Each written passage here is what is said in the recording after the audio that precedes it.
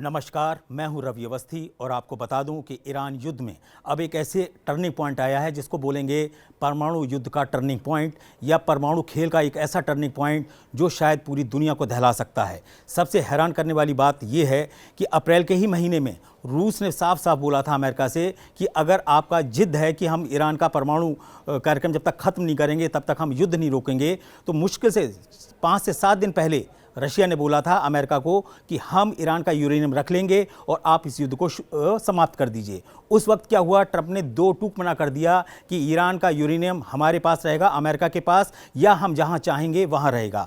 अब सबसे बड़ा खुलासा ये हो रहा है कि तेहरान के जिस दौरे पर जनरल असीम मुनीर गए हुए हैं वहां से कुछ खुफिया रिपोर्ट्स ऐसी आई हैं जिसमें ओपन सोर्सेज के हवाले से बोला गया है, ओपन इंटेलिजेंस सोर्सेज के हवाले से साफ साफ बोला गया है कि हो सकता है कि ईरान का पूरा यूरेनियम सीधे पाकिस्तान की चंगाई की पहाड़ियों में या किराना हिल्स में पहुंच जाए या सरगोधा एयरबेस पे पहुंच जाए, जहां बोला जाता है कि पूरा का पूरा जो परमाणु ठिकाना है, जो मेन वेयर हाउस बोला जाता है, जो गोदाम है पाकिस्तान का परमाणु बमों का गोदाम जो सरगोधा में है, शायद वहां यूरेनियम को रख दिया जाए। ये हैरान करने वाली, चौंकाने वाली खबर, भारत के लिहाज से बहुत ही डराने और चौंकाने वाली भी बात है। और सबसे बड़ा चैलेंज ये है कि अगर पाकिस्तान के पास ईरान का यूरेनियम आ जाता है तो इससे पूरे मिडिल ईस्ट से लेकर पूरे एशिया में एक ऐसा टर्निंग पॉइंट आएगा जो इस युद्ध को कम करने की जगह तेज कर सकता है। और यहाँ पर एक बड़ी खबर ये आ रही है कि इस पूरे घटनाक्रम के पीछे अभी सबसे जो बड़ी खबर आई है वो ये आ रही है कि तेहरान से सीधे जनरल असीम मुनीर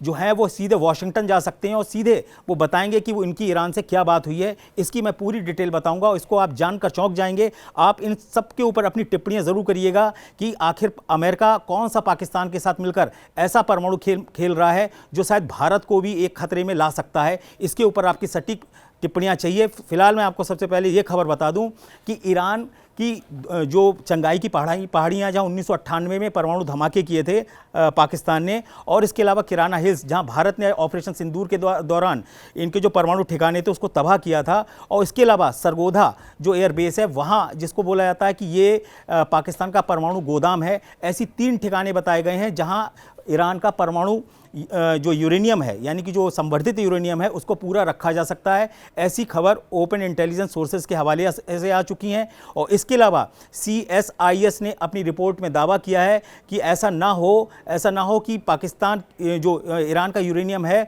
वो किसी ऐसे तीसरे देश के हाथ में लग जाए जो पूरी दुनिया में तबाही ला सकता है। इस पूरी खबर का हम डिटेल बताएंगे। इसके अलावा IAEA की उस रिपोर्ट के ऊपर फिर से सवाल उठने लगे हैं जिसमें उसने कुछ ही दिन पहले बोला था कि मुझे पूरा शक है कि ईरान का यूरेनियम है, जो मटेरियल है, वो गायब हो सकता है। और इस खबर के आने के बाद से तो ये कयास लगाने जाने लगे हैं कि इस समय होड़ मच गई है कि ईरान का यूरेनियम रूस जाएगा या पाकिस्तान। इसकी पूरी डिटेल अब शुरुआत से हम आपको बताना चलते हैं। सबसे पहले तो ये खबर दे दें कि आखिर ऐसा क्या हुआ है कि पाकिस्तान को ईरान अपना यूरेनियम देने को तैयार है। क्या ये खबरें सिर्फ ऐसी हवाबाजी है या इसके पीछे कोई ठोस कारण है? इसके पीछे के ठोस कारण के पीछे की 2 वजह बताई जा रही हैं।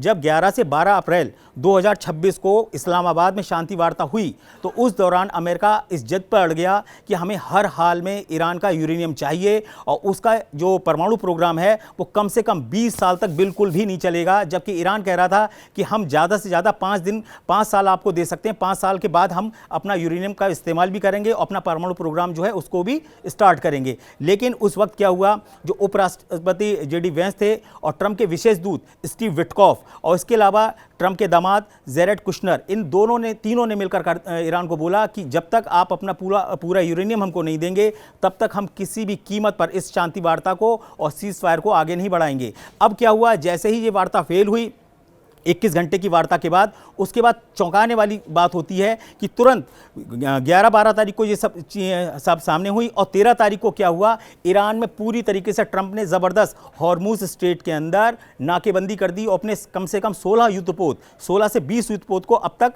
जो अमेरिकन सेंट्रल कमांड है SATCOM वो पहुंचा चुका है। और वहाँ लगातार पिछले 24 घंटे में 13 बड़े तेल टैंकर ईरान के रोके जा चुके हैं, ये खबर आ चुकी है। और इस दौरान तेहरान के अंदर जो जनरल मुनीर हैं, फील्ड मार्शल जनरल मुनीर, उनकी अब्बास अगारची, मोहम्मद बागिर गालिबाफ, इनके साथ मीटिंग हुई है। और इसके अलावा ऐसी दो चीज़ें बताई जा रही हैं जो वहाँ पे एक ख़ास तरीके की उनकी एक कमेटी है ईरान के अंदर, जिसके अंदर IRGC के कुछ ऐसे कमांडर्स हैं जो आज तक जिनके बारे में कोई जानता नहीं है। ऐसा दावा किया जाता है कि सटीक जानकारी ना तो अब्बास अगारची को है जो विदेश मंत्री हैं ईरान के, और ना ही गालिबाफ को है जो वहाँ की ईरानी संसद के अध्यक्ष हैं। किसी को नहीं पता है कि एग्जैक्ट ईरान का यूरेनियम रखा कहाँ है। इसके बारे में ऐसे दावे किए जाते हैं कि IRGC की जो एक समिति है उसके अंदर दो ऐसे कमांडर्स हैं जिनको एग्जैक्ट जानकारी है कि ये असल में यूरेनियम कहाँ रखा है। तो यहाँ जो जनरल आसिम मुनीर गए हैं वो यही तफ्तीश करने गए हैं एक तरीके से खबरों के मुताबिक कि भाई ईरान आप मान जाओ, क्यों इस युद्ध को इतना भड़का रहे हो, क्यों अपनी और तबाही बुला रहे हो। अगर आप नहीं मानोगे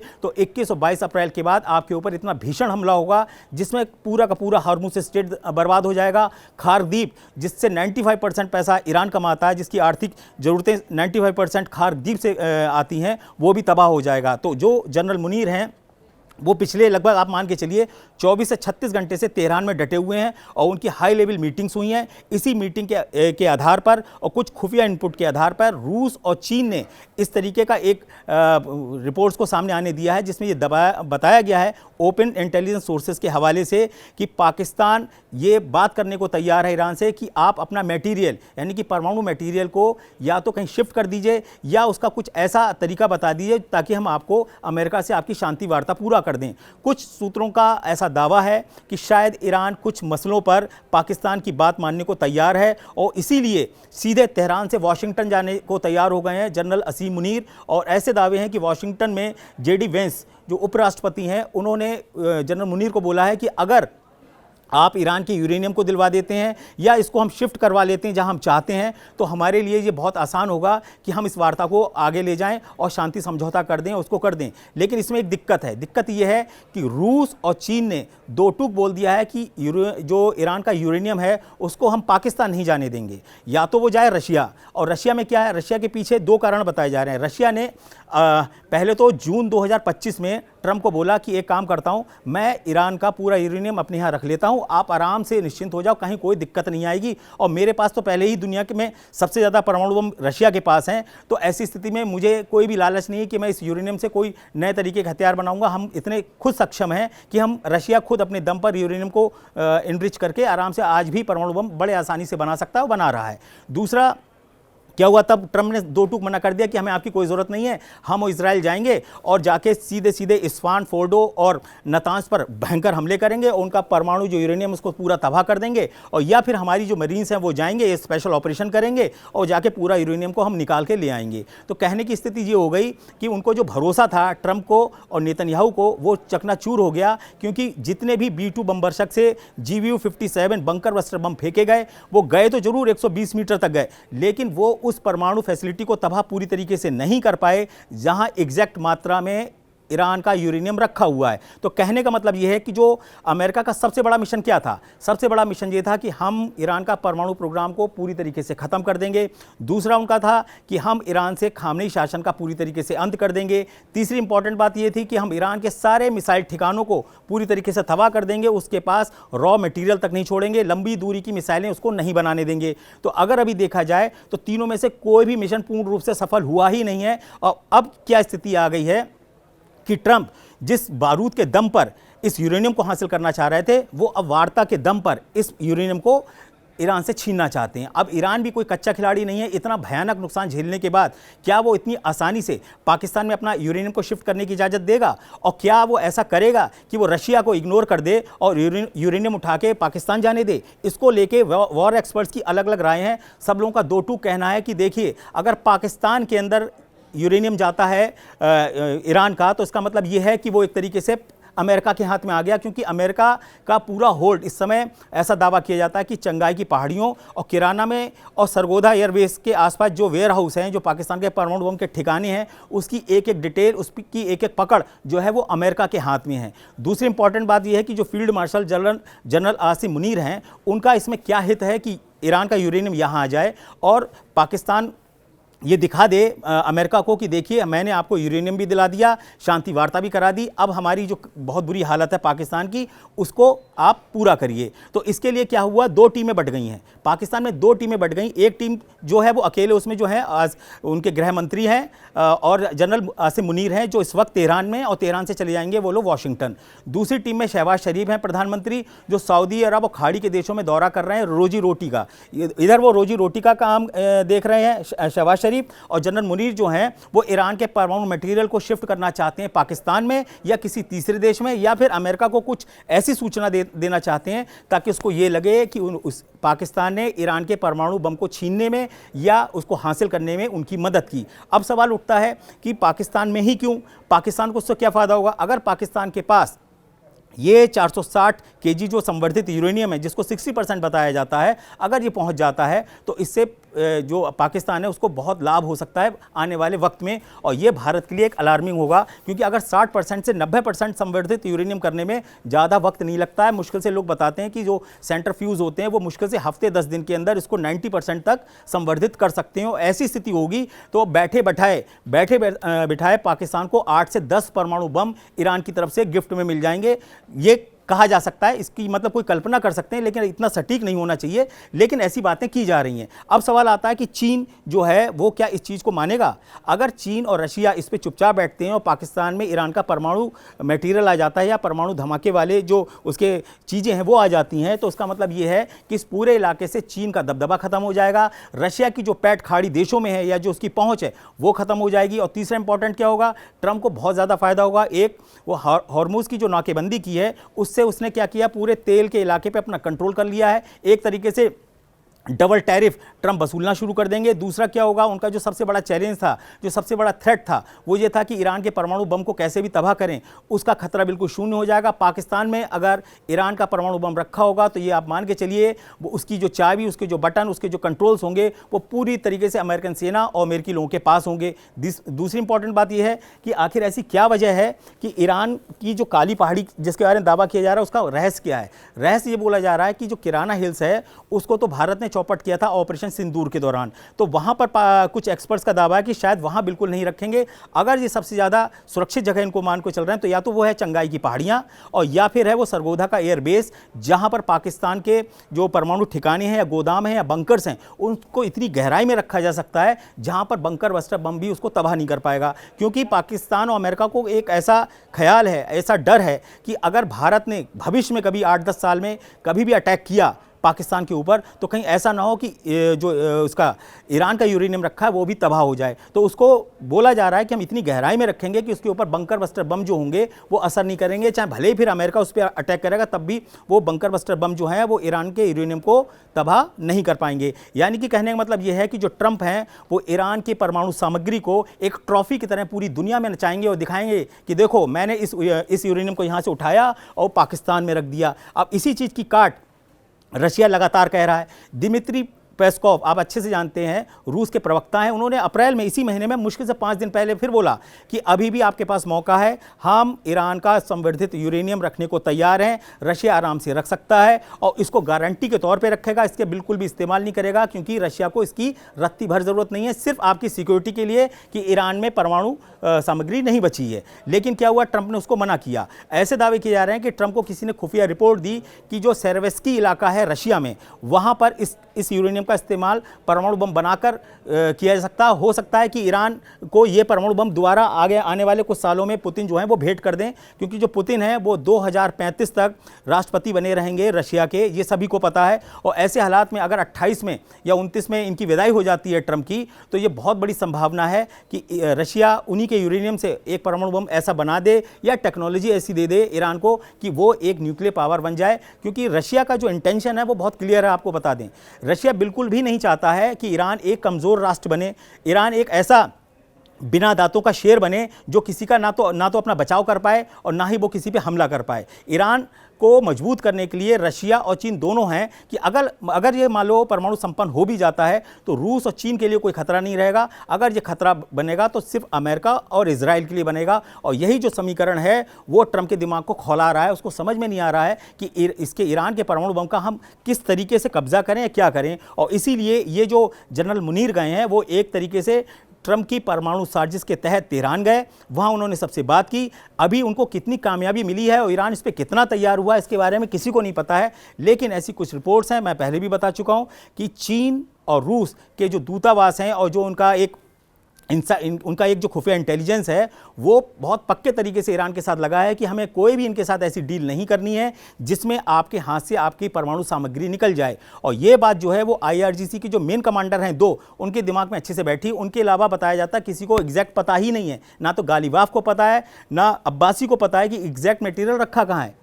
आप खुद समझो तो पकड़ किसकी है। और इसका सबसे बड़ा सबूत क्या है? सबसे बड़ा सबूत ये है कि जब 11 और 12 अप्रैल को पाकिस्तान के इस्लामाबाद में शांति वार्ता हुई थी तो जब साइन करने का वक्त आया तो जो 14 लोगों का डेलीगेशन था ईरान का, उसने कहा कि हमें पहले तेहरान जाकर या फ़ोन पर अपने अथॉरिटीज से बात करनी होगी, जब तक वो परमिशन नहीं देंगे तब तक हम इस पर साइन नहीं करेंगे। तब ट्रंप का माथा ठनक गया, तब जनरल मुनीर का माथा ठनक गया कि अरे ये 14 जो ईरानी लोग आए हुए हैं पाकिस्तान के अंदर जो वार्ता कर रहे हैं वो तो असली बंदे ही नहीं है, वो तो असली मास्टरमाइंड ही नहीं है, वो तो असली लीडर ही नहीं है। तो असली लीडर कौन है? असली लीडर वही दो IRGC के बहुत ही पुराने गुमनाम कमांडर हैं जिनको एक एग्जैक्ट पता है कि ईरान की परमाणु क्षमताएं क्या हैं, क्या ईरान के पास परमाणु बम बन चुका है या नहीं बन चुका है, उसका यूरेनियम कितना है। ये इसकी एग्जैक्ट जानकारी सिर्फ दो लोगों के पास है, इसके अलावा किसी को नहीं है। और ट्रंप इस वक्त पछता रहे हैं कि उन्होंने जो 40 सेकंड में 48 कमांडर्स मारे, अगर उन्होंने उसमें से कुछ लोगों को नहीं मारा होता तो शायद उनके लिए ज़्यादा आसान होता कि वो इनकी ईरान का यूरेनियम को जान लेते। अब शायद ट्रंप को ये भी पछतावा हो रहा होगा कि ये जो 14 लोग आए हैं ये तो सिर्फ सतही लोग हैं, ये जो पाकिस्तान पहुंचे ये तो सिर्फ सतही लोग हैं, इनको तो सिर्फ इतना पता है कि शांति वार्ता में क्या बात करनी, लेकिन जो फैसला होगा वो तेहरान से होगा। अब स्थिति ये है कि अगर वाशिंगटन से पहुंचते हैं जनरल मुनीर और वहां जाके JD वेंस या ट्रंप से मिलते हैं या सेंट्रल कमांड के जो बैंड कूपर हैं उनको कुछ ऐसी जानकारी देते हैं कि भाई आप ईरान की इन शर्तों को मान लीजिए तो वो अपना यूरेनियम देने को तैयार होगा। इस पर मुझे इसलिए बहुत ज़्यादा शक है क्योंकि तेहरान जब एनालाइज करेगा तो वो देखेगा कि 39 डेज़ की जो लड़ाई हुई है उसमें उसने अमेरिका और इजराइल को अच्छे से मारा है। और अच्छे से कैसे मारा? अच्छे से इसलिए मारा क्योंकि जो चीन का TEE-01B सैटेलाइट था उसने 12 मार्च से लेके और 13 और 14 मार्च तक जो खुफिया सैटेलाइट तस्वीरें दी थी ईरान को, उसी के दम पर क्या हुआ था? उसी के दम पर सऊदी अरब में भयंकर अटैक हुआ था, उसी के दम पर जॉर्डन में बहुत भयंकर अटैक हुआ था और सऊदी अरब में जो प्रिंस सुल्तान एयर बेस है उसके ऊपर जो तबाही मचाई थी ईरान ने वो इसी चीनी सैटेलाइट से के बदौलत मनाई थी। उसको एग्जैक्ट लोकेशन पता था, रियल टाइम पता था कि एग्जैक्ट मुझे कहाँ करना है। इसी तरीके से उसने जॉर्डन में तबाही मचाई थी और इसीलिए 14 मार्च को ट्रंप ने बोला था कि हाँ हमारे एयरबेस को बहुत नुकसान हुआ है, हमारे कुछ लोग मारे गए हैं, हमारे विमानों की तबाही हुई है, हमारे रडार जो हैं वो ध्वस्त हुए हैं। अभी की स्थिति ये है कि स्ट्रेट ऑफ हॉर्मूज में जो बहरीन में 5th फ्लीट है अमेरिका की, उसने कम से कम 16 से 17 युद्धपोत पूरे स्ट्रेट ऑफ हॉर्मूज में लगा रखे हैं। अब उसकी घेराबंदी का मकसद सिर्फ ये अब निकल के आ रहा है कि अमेरिका चाहता है कि एक तरफ हम पूरी तरीके से इसकी नाकेबंदी कर दें, इनके जहाज ना जाने दें। और जहाज ना जाने की बात पे क्या बोला गया है कि अब तक ईरान के 13 से ज़्यादा जो तेल से भरे टैंकर थे या खाली थे उसको अमेरिकन फ़ौजों ने, नौसेना ने नहीं जाने दिया है। ऐसे दावे सेंटकॉम की तरफ से किए गए, अमेरिकन सेंट्रल कमांड की तरफ से किए गए। हालांकि ईरान ने बोला है कि उसके जहाज़ जा रहे हैं, जो रूस और चीन के जहाज़ हैं वो भी जा रहे हैं, उनको भी ये लोग रोक नहीं पाए। लेकिन ये दावे और प्रतिवादे हो रहे हैं। हमारी मेन खबर ये है कि आखिर ये काली पहाड़ी कहाँ है। काली पहाड़ी मैं आपको फिर बताता हूँ कि ये चंगाई और किराना हिल्स है, इसी के एक बीच इलाके को काली पहाड़ी बोला जाता है। वो इसलिए क्योंकि वहाँ पर इतने भयंकर परमाणु धमाके हुए थे 1998 में चंगाई में कि वो पूरी जो पहाड़ी थी वो एग्जैक्ट काली हो गई। तो इसीलिए कुछ लोग उसका उपनेम, किराना हिल्स को उपनेम जो देते हैं वो काली पहाड़ी देने लगे। और उसका यही बयान बार बार आ रहा है कि हो सकता है कि ईरान का जो यूरेनियम है वो यहाँ रख दिया जाए। मैं आपको सिर्फ इतना बताना चाहता हूँ कि ईरान का यूरेनियम रूस में रहेगा तो ज़्यादा फ़ायदे में है, क्योंकि उसका ये है कि कम से कम ये जंग रुक जाएगी। दूसरा, कभी भी किसी भी कीमत पर पाकिस्तान के हाथ में डबल यूरेनियम नहीं आ पाएगा, क्योंकि यूरेनियम हासिल करना इस समय शायद दुनिया की सबसे बेशकीमती चीज़ है। इससे महंगी कोई भी चीज़ इस वक्त शायद पृथ्वी पे नहीं होगी, जिसका बनाने का प्रोसेस ही अरबों खरबों डॉलर खाया जाता है। तो ऐसी स्थिति में अगर 60% संवर्धित यूरेनियम पाकिस्तान में जाके जमा भी कर दिया जाता है तो भी ये खतरा है कि वहाँ से उसको या तो गायब किया जा सकता है या पाकिस्तान अमेरिका के साथ कोई साजिश करके इस पूरे मिडिल ईस्ट में एक भयंकर द्वंद्व कर दे। फिलहाल इस बाधा में, इस डील में, पाकिस्तान की इस डील में अगर सबसे बड़ा कोई रोड़ा है तो वो बन के आया है इजराइल। इजराइल ने दो टूक कहा है। जिम्सा, ये एक जूइश इंस्टीट्यूट है जिन्सा, उसने साफ साफ बोला है, और ये सारे जो यहूदी एक्सपर्ट्स हैं वॉर के, उन्होंने एक जिन्सा बनाया है। उन्होंने दो टूक बोला है कि अगर पाकिस्तान के पास ईरान का यूरेनियम जाता है या किसी भी तरीके से उसकी परमाणु क्षमता पाकिस्तान की बढ़ती है तो अगला खतरा इजराइल के लिए पाकिस्तान है, ना कि ईरान। क्योंकि ये वो लोग मान के चल रहे हैं कि ईरान को तो ऑलमोस्ट उन्होंने अपने कंट्रोल में कर लिया, उसको तबाही इतना कर दिया है कि उसको उभरने में 20-30 साल लग जाएंगे। तो ऐसी स्थिति में अब ये देखना होगा कि जो यहूदी लॉबी है वॉशिंगटन के अंदर और जो ट्रंप के इर्द गिर्द हैं, ट्रंप के इर्द गिर्द कौन है वो भी आप जान लीजिए। ट्रंप के इर्द गिर्द सबसे इंपॉर्टेंट और सबसे ऊंचा नाम जो है वो जेरेड कुशनर का है, जो ट्रंप के दामाद हैं, लेकिन एक टॉप के यहूदी एक्सपर्ट हैं हर चीज़ के मामले में। आर्थिक मामले में तो उनका दिमाग अलग ही लेवल पे चलता है। वही ट्रंप को बताते हैं कि हमें कहाँ पैसा झोंकना है और कहाँ से पैसा निकालना है, टैरिफ को कैसे लगाना है और टैरिफ को कैसे वसूलना है। ये सारे काम जो थे वो जेरेड कुशनर का है और उनकी यहूदी लॉबी पे ज़बरदस्त पकड़ है। पूरा जो इजराइल का यहूदी लॉबी है अमेरिका के अंदर, वो जेरेड कुशनर के आगे पीछे घूमती है। दूसरा बड़ा इंपॉर्टेंट है ट्रंप के विशेष दूत स्टीव विटकॉफ, वो भी यहूदियों की ही श्रेणी में आते हैं और यहूदी हैं। उनका भी यही मकसद है कि किसी भी तरीके से ईरान को हम पूरी तरीके से ऐसा कर दें कि घुटनों पर लाएं और अपने हिसाब से सारी डील को फाइनल करें। फिलहाल जो तीनों मोर्चे थे वो ट्रंप के लिए और नेतन्याहू के लिए अभी चैलेंजिंग है। अब देखते हैं कि जनरल असीम मुनीर ऐसा क्या कमाल करके दिखाते हैं वॉशिंगटन में कि ईरान का परमाणु बम जो या परमाणु मटेरियल क्या पाकिस्तान जा पाते हैं या नहीं। इसके ऊपर CSIS की कई रिपोर्ट्स आई हैं कि अगर भविष्य में भी कभी भी किसी भी तरीके से पाकिस्तान के अंदर ईरान का परमाणु मटेरियल जाएगा तो ये पूरे इलाके के लिए बहुत ही खतरनाक होगा। तो मेरा कहने का मतलब ये है कि ये जो नई खबर आई है ईरान युद्ध के अंदर, एक नया एंगल आया है, खुफिया इनपुट्स जो आ रहे हैं वो सबको चौंकाने और डराने वाले हैं। क्योंकि अगर पाकिस्तान के पास ईरान का यूरेनियम पहुंचा तो आप ये मान के चलिए इस पूरे इलाके में जो मुस्लिम देशों का खलीफा बन के आएगा वो होगा पाकिस्तान। और अगर ऐसा होगा तो आप ये मान के चलिए कि भारत के लिए बहुत ही चैलेंजिंग होगा। मैं आपसे इस पर दो टूक टिप्पणियां चाहता हूं। अगर ये खबर सत्य साबित होती है कि पाकिस्तान में ईरान का यूरेनियम पहुंच गया है या पहुंचने वाला है या पहुंचाया जाएगा तो आपका इस पर रिएक्शन क्या होगा। दूसरा इंपॉर्टेंट ये मैं आपसे सवाल जरूर पूछना चाहता हूं कि अगर ईरान का यूरेनियम रूस पहुंच जाता है तो उससे भारत को क्या फ़ायदा होगा और उस पूरे रणनीतिक इलाके में इसका क्या इम्पैक्ट होगा। इसके ऊपर आप जरूर अपनी टिप्पणियां दीजिएगा। आज नॉकआउट में इतना ही। आप याद रखिए हमने इस प्रोग्राम को नॉकआउट के नाम से स्टार्ट किया है। कौन किसको चारों खाने चित कर रहा है, फिलहाल हम देखेंगे कि ये जो डेवलपमेंट है वो कितना आगे तक जाता है और इस खबर के अंदर कितना निचोड़कर सही चीजें सामने आती हैं। फिलहाल अभी ये सब कुछ खुफिया इनपुट पर है, खुफिया आधार पर है। अब देखते हैं अगले 24 से 48 घंटे के अंदर वॉशिंगटन में जनरल मुनीर क्या करते हैं। जय हिंद।